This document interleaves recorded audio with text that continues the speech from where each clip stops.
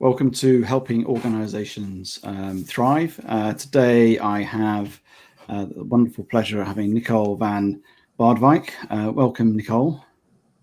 Thank you, Julian. It's an honor to be in your podcast today. Yeah, brilliant. Really glad you're here. And I know you're normally based in the US and you've come all the way home to the Netherlands for Christmas, trying to get to see your family at this wonderful, extraordinary time we're having. I'm just going to literally tell the audience a little bit about you. You are the co-founder of Whoosh 5. Whoosh 5 is an online platform for building personal resilience, specifically designed and backed by science with one-on-one e-coaching as well. And we know that we're in a time of uncertainty more than ever before, and where resilience and resilience training is so vital. And I'm going to talk with Nicole in a moment on why high performers in organizations need resilience training. It's something that's often overlooked, where people think they're doing really well. They don't need to get down to do some training to sort of build the skills of resilience. But actually, we're going to talk a bit more about why that. So, Nicole, before we go into that, I really would like to understand what you love about what you do. Yeah, I love giving people a new perspective on looking at the change they are facing or the problem they are facing, to help them deal with it and get new perspectives to go through it. And that's what we can do every day now. So I used to do that as a coach, but also just as a person, as a daughter, as a sister, as a friend. And then I became, I started to work within ING. ING was going through the whole digitalization.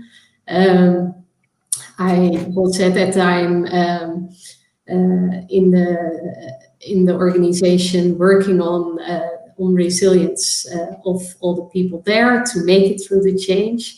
And because I liked that so much, I decided to make that my job and left ING and started my own business. Wow. So it's the helping people get that new perspectives, which helps obviously with resilience, because we know resilience is not just one aspect, but is that getting different perspective on something can really help people navigate that. Is that what gets you buzzing, and that's what got you into setting up your own company? Yeah. Many people during change, they don't see how things will go after the change, and that creates a lot of stress and uncertainty. And by helping them to think about for example, the scenarios that are possibly coming up, or by helping them to see the emotions they are facing, or making them much more aware of what is happening during the change, you can help them thrive. Yeah, and it's interesting because I'm a coach like yourself, and I coach clients, and obviously I do resilience training as well. But even just the intervention of coaching an individual, taking them through a 6 weeks program of one-on-one coaching, where you're helping them reflect, having a look on different situations, different perspectives, and gaining insights, actually builds that resilience as well, doesn't it? It's a way of really fostering and deepening. And I think often organizations forget about that. Actually, coach coming in may, yes, help them create them transformational performance goals, or deliver on development goals. But actually along the way, you get this resilience being built in as well, don't you? Absolutely. Yeah, and resilience, I think till this year, not so many people were aware of how important it is to deal with setbacks, to deal with change. And this year, the word resilience is coming up much more often.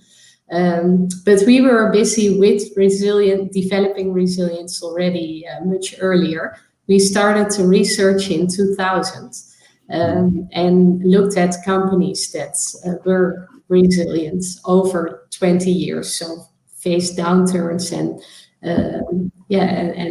stayed resilience during the 20-year time. And what we saw in those companies was that they kept innovating.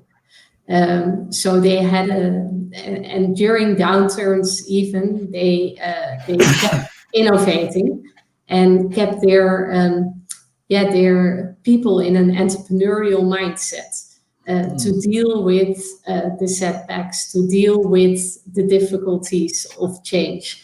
And and that's that made our research now for Whoosh 5. That was the basis of that. How you can create that resilient mindset as an individual. Mm. So you say research, is this sort of science-based research that got you to this place with Whoosh 5? Yeah, indeed. Yeah, so the research in 2000 was much more focused on companies, and the research we did 5 years ago was much more focused on the individual. Based on those findings, we identified 8 dimensions to build personal resilience. And that's helping now people to really focus on those 8 dimensions. They assess themselves on those 8 dimensions, and then they start training them in our platform. Okay, and can you just share what those 8 dimensions are in terms of how you got to them from the research? Yeah, the 8 dimensions are life experience. Of course, life experience helps you, to not be afraid if something changed because you used to that already. Innovation, so looking for new ways to do things. Problem solving, that's also one of the dimensions. It's optimism, it's empathy, it's emotions, personality. Based on those 8 dimensions, you get a resilience score and you can start training. Okay, and how do you measure that through like a psychometric sort of questionnaire type of thing? Is that how it's been done? Yeah, it's a questionnaire, a validated questionnaire we use to make people aware of all those 8 dimensions. And if you were to choose 2 of those dimensions or 2 of those aspects, what would be the biggest one that would make the biggest impact in creating a resilient individual? Well, right now we don't see that one of those 8 are having more impact than others. Okay. We see differences in different contexts. In healthcare, we see other dimensions scoring high and low than in the fast-moving consumer goods, for example. There is a very much a difference between industries, between people.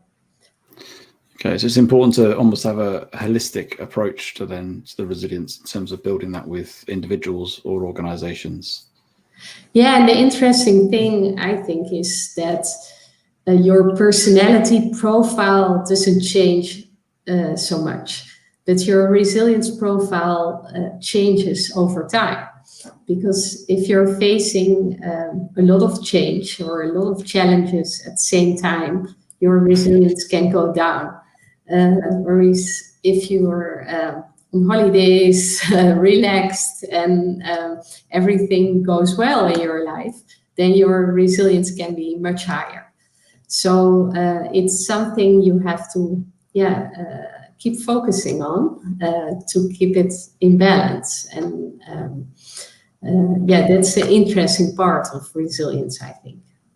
Yeah, because there's always that debate about resilience. Is it nature or nurture? And people often say, "Oh, that person seems to be really resilient," and other people say, oh, they're not so resilient. And my view on it is that it's probably yourself. It's a skill that you can learn, but you only use those skills or choose to use those skills when you're pushed into that situation where you need to be resilient, I guess. And often where people might have the skills, but they don't employ the skills, or they're faced with more scenarios where they have to use it a lot, so therefore they become very resilient in that sense in terms of overcoming. So I guess you measuring it, as you just said, in those different scenarios would sort of go on the view that it's more of a learnt thing as opposed to you're just naturally more resilient. Or what are your thoughts on that in terms of, is there a different mindset in some people? People are more resilient, or is it just a learned skill? Yeah, I think you learn a lot how to become more resilient in your life. So if you had a lot of changes to deal with in your life, you develop the habit of dealing with those changes. If you haven't had any changes, it's much more scary to go into a new situation. So it's absolutely something you develop. Okay, so taking that forward, we said at the beginning where, there's a lot of individuals out there who are performing at a high level, being successful this year, and there's always that question of why, and it could be a HR leader listening right now, or a CEO. Why would I invest, or in fact, why does a high performer need any resilience training? Because they're doing it already, and it's that question. High performance individuals can have very high measures for themselves to perform, and that can take your resilience down. Because it's difficult to accept that you're not always performing at that high level, for example. Also, you should have enough time for yourself to recharge and to relax. And if you're always performing on a high level, then you don't take that time off, then there is the possibility that your resilience goes down. And how do we take some high performers who may in some ways rebuff the thought of them needing any resilience training, because they look at their career, they look at how they're performing right now. How do we help leaders in organizations to get them to a place where they will take it on board and start to invest in resilience training before they blow up, so to speak? The measuring is important, so that people see for themselves how they score on resilience, and sometimes that's really lower than they expect they score. And also we see things as asking for help, especially in the high performance environments. Asking for help is something they don't feel comfortable with. So they try to solve everything by themselves. And asking for help is something that is really important to stay resilient. Because having your network and know when to ask for help is one of the strategies that really helps you building that resilience. Okay, I think your survey, your questionnaire, you still use that today as a way of measuring people's resilience? Okay, so that's it's almost like when you do like 360 psychometrics and various things like that, isn't it? It's a very much way of quickly assessing somebody in terms of depending on what the psychometric is. But so people can take this test, and when a matter of, I presume, moments, they'll have a report, and it will give them some sort of indication of their resilience, I guess, as a score? Yeah. So we let them start taking the assessment so that they have a good baseline before they start exercising. We sometimes call it a mental gym, where you can have different exercises to build different mental muscles. And when you have your baseline, you start training, and then you measure again and again. So it's 3 times that you measure in our 90-day programs.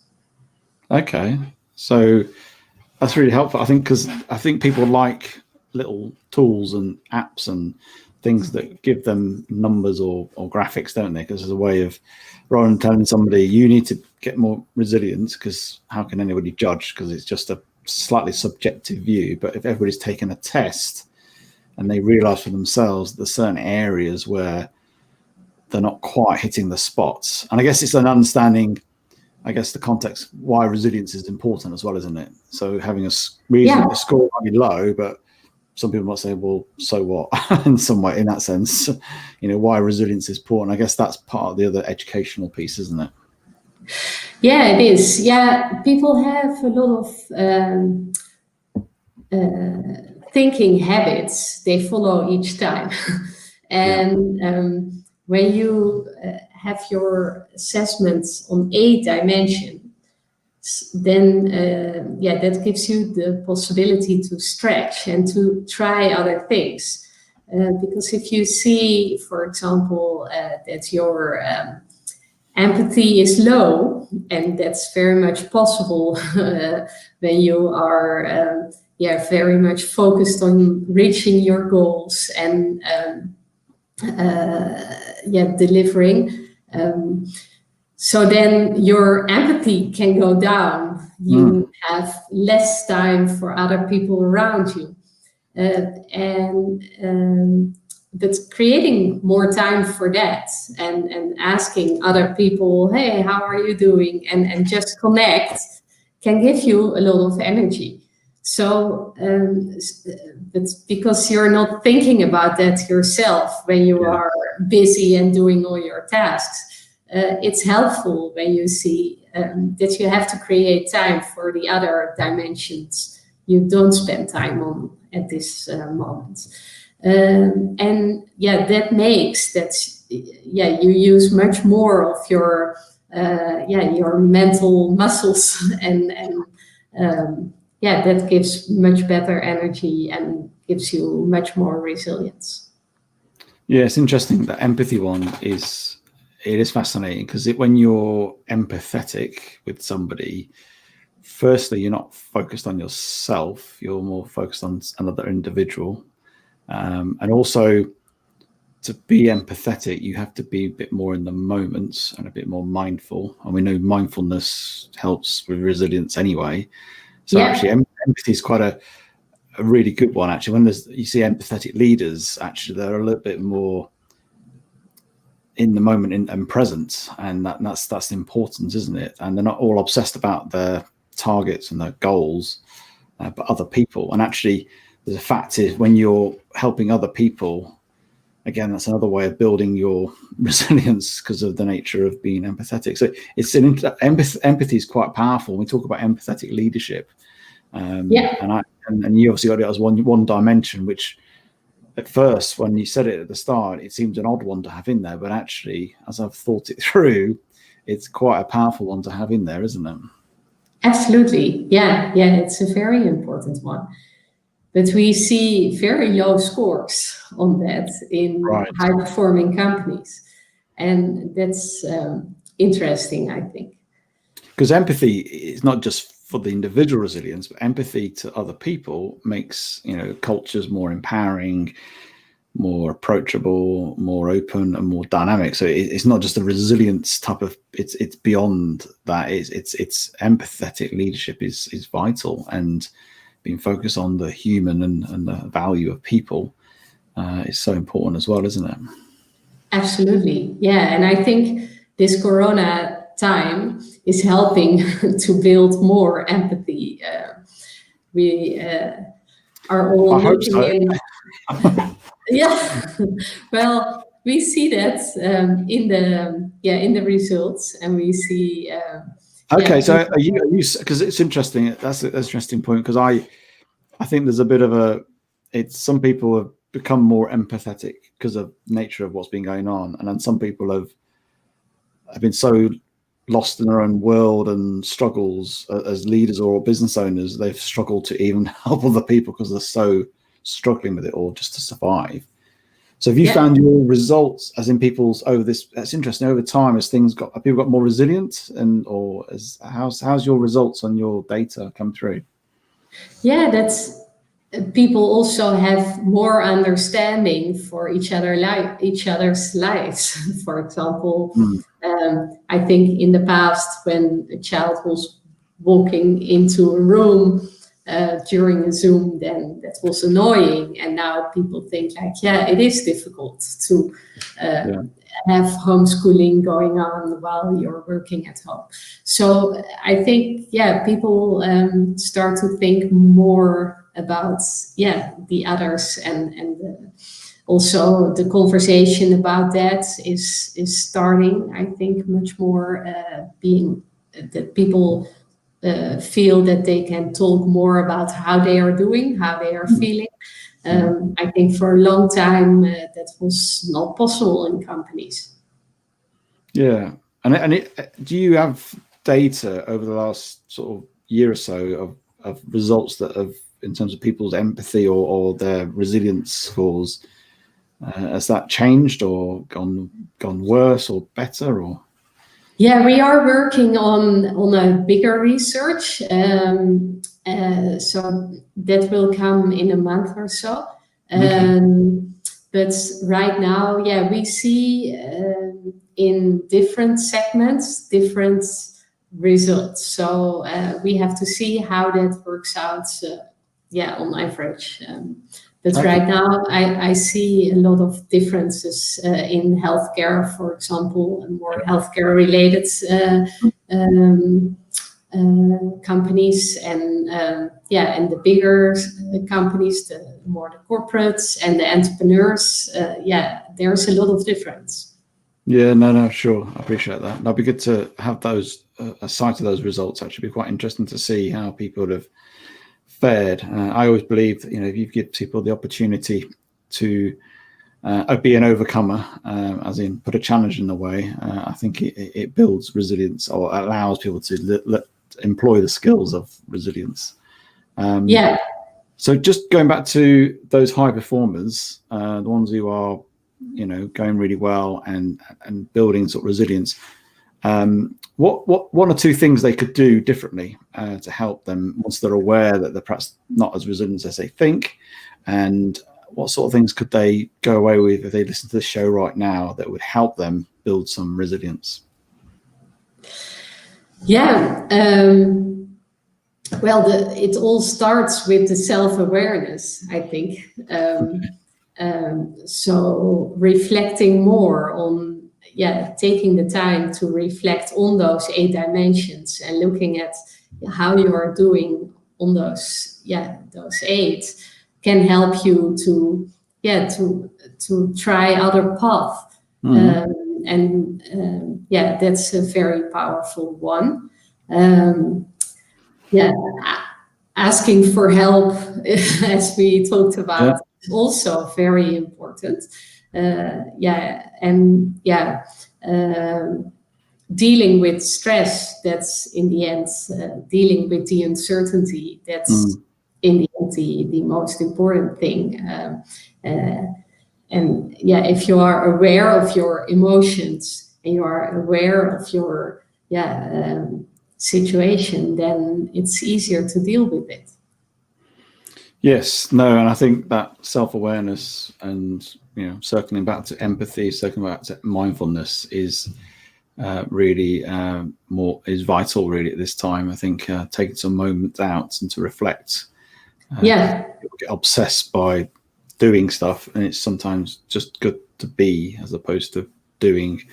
And often my wife always tells me to enjoy more the journey as opposed to getting to the destination, having been a very much destination type individual. I'm far more of a person now, which is brilliant. It's much better. It's good to observe what's going on and enjoy it, as opposed to thinking I've got to get to this point, regardless what's around me. Yeah, maybe not always enjoy it, but also, deal with the uncomfortable. Dealing with the uncomfortable is it's I suppose something we all learn nowadays. Yeah, and I suppose I look at things a lot more. Well, you call it the silver lining mindset, where I go, actually, what good can come out of this, or what as an opportunity here to do this differently, and not just positive mental attitude, because I don't really sign up for that, but it's more about having the perspectives, as we talked at the early start, having that right perspectives, and different perspectives can be more liberating than actually staying in the same view, actually just getting a different angle on something, actually. And that's whether that's talking to others. I mean, it all comes back to that as well. People getting different viewpoints can really help liberate you and start to see things that perhaps you've not seen before and actually are really positive and really good. So that's important. Well, I really do appreciate you coming on and talking about resilience, and as this year has been a year of resilience, I think, and of building resilience.